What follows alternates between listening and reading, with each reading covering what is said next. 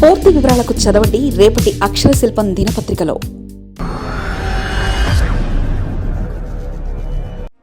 విశాఖ అభివృద్ధిలో హరెందిరా మార్క్. విశాఖకు ప్రసాదం హరెందిరా.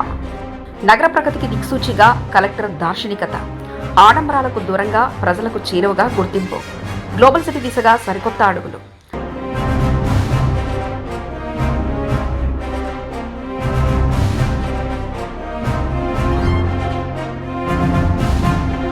అధికారం ఆయనకు అలంకరణ కాదు, అంకితభావం అని ఆయన నిరూపిస్తున్నారు. అంతర్జాతీయ వేదికలపై విశాఖ కీర్తి పతాకాన్ని ఎగరవేస్తున్నాయి. సామాన్యుడి కన్నుడిని తుడిచే జనహృదయాధికారిగా గుర్తింపు పొందారు. సముద్రపు అలలంత వేగంగా బహుళజాతి కంపెనీలకు భూ కేటాయింపులు చేస్తూనే అభివృద్ధి ప్రాజెక్టులకు పరుగులు పెట్టిస్తున్నారు. ఆడంబరాలకు ఆమడ దూరంగా ఉంటూ ఆ పనులకు అత్యంత చేరువుగా పాలనలో ఆయన ఒక నవదశకానికి నాంది పలుకుతున్నారు. విశాఖ జిల్లా కలెక్టర్ ఎంఎన్ హరీంద్ర ప్రసాద్. ఒక అధికారి తలుచుకుంటే వ్యవస్థలో ఎంతటి మార్పు చేస్తుందో చెప్పడానికి ఆయన నిలవెత్తు నిదర్శనం.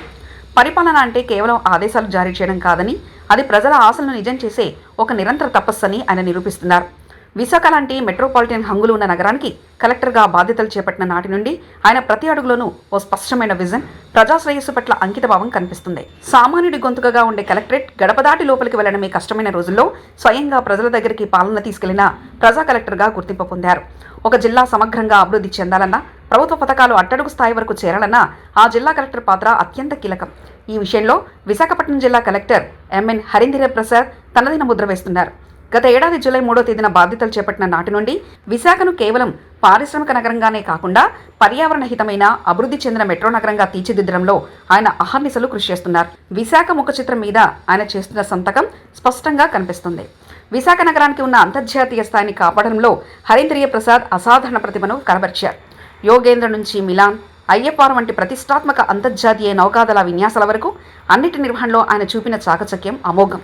వేల సంఖ్యలో విదేశీ ప్రతినిధులు తరలివస్తున్నప్పుడు ప్రోటోకాల్ విషయంలో ఎక్కడా చిన్న తప్పు దొరలకుండా శభాష్ అనిపించుకున్నారు. నగరాన్ని ఓ పెళ్లి కూతురులా ముస్తాబు చేసి ప్రపంచ దేశాల ముందు విశాఖ ప్రతిష్టను ఇనుమడింపజేశారు. కేవలం ప్రభుత్వ ఈవెంట్లే కాకుండా Visakha Utsav, great Vizag shopping festival వంటి విశాఖ వాణిజ్య ఉత్సవాల ద్వారా నగర ఆర్థిక జీవనానికి సరికొత్త జనజీవాలను అందించారు. కేంద్ర రాష్ట్ర ప్రభుత్వాలు ప్రజాప్రతినిధులతో ప్రశంసలు అందుకున్నారు. సాధారణంగా కలెక్టరేట్ అంటే ఒక అభేద్యమైన కోట లాంటి భవనం.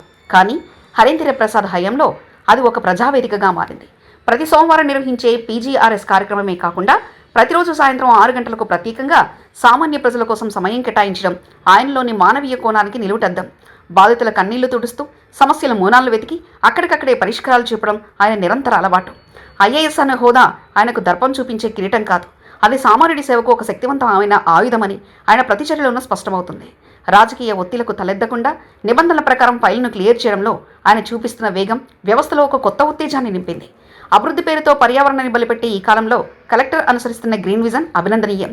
రిషికొండ బ్లీచ్కు బ్లూ ఫ్లాగ్ గుర్తింపును పునరుద్ధరించడంతో ఆయన చూపిన చొరవ పర్యావరణం పట్ల ఆయనకున్న మక్కువను చాటి చెప్తుంది. కాలుష్య నియంత్రణపై కఠినంగా వ్యవహరిస్తూనే మరోవైపు ఐటీ హబ్ విస్తరణ, పారిశ్రామిక అనుమతుల వేగవంతం ద్వారా ఉపాధి కల్పనలో రికార్డులు సృష్టిస్తున్నారు. విశాఖకు పెట్టుబడులు ఆకర్షించడంలో కలెక్టర్ అనుసరిస్తున్న వ్యూహం ఐటీ పారిశ్రామిక వర్గాలను ఆకట్టుకుంటుంది.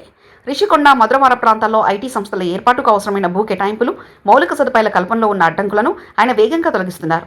కొత్తగా వచ్చే పరిశ్రమలకు అనుమతులు, ప్రక్రియ జాప్యం జరగకుండా సింగిల్ విండో పద్ధతిలో ఫైళ్లను క్లియర్ చేస్తున్నారు.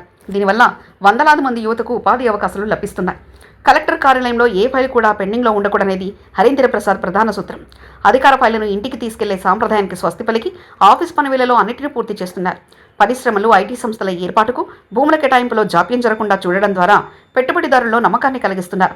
9 నెలలుగా జీవీఎంసీ కమిషనర్ పోస్టు ఖాళీగా ఉన్న ఇన్ఛార్జిగా ఆ బాధ్యతలను అత్యంత సమర్థవంతంగా నిర్వహించడం విశేషం. యువతను పట్టి పీడిస్తున్న డ్రగ్స్, గంజాయి మహమ్మారిపై ఆయన ప్రకటించిన యుద్ధం ఒక సామాజిక అవసరం. కేవలం పోలీస్ చర్యలకే పరిమితం కాకుండా విద్యా సంస్థలో అవగాహన సదస్సులు నిర్వహించి యువతను చైతన్యపరచడం ఆయనలోని దూరదృష్టికి నిదర్శనం. అలాగే సిఎస్ఆర్ నిధులు సక్రమంగా మళ్లించి ప్రభుత్వ పాఠశాలలు, ఆసుపత్రులను ఆధునీకరించడం ద్వారా అట్టడుగు వర్గాలకు కూడా కార్పొరేట్ స్థాయి సౌకర్యాలు అందాలన్న ఆశయాన్ని నెరవేరుస్తున్నారు. విశాఖ గ్లోబల్ సిటీగా ఎదుగుతున్న సమయంలో కలెక్టర్ దార్శనికత జిల్లాకు వరమన్న అభిప్రాయాలు వ్యక్తమవుతున్నాయి. రాజకీయ ఒత్తిళ్లకు, వివాదాలకు అతీతంగా కేవలం ప్రజల శ్రేయస్సే ధ్యేయంగా సాగుతున్న ఆయన ప్రయాణంపై సర్వత్రా ప్రశంసల జల్లు కురుస్తుంది. మరిన్ని కథనాల కోసం సబ్స్క్రైబ్ చేసుకోండి మీ అక్షర శిల్పం. పూర్తి వివరాలకు చదవండి రేపటి అక్షర శిల్పం దినపత్రికలో.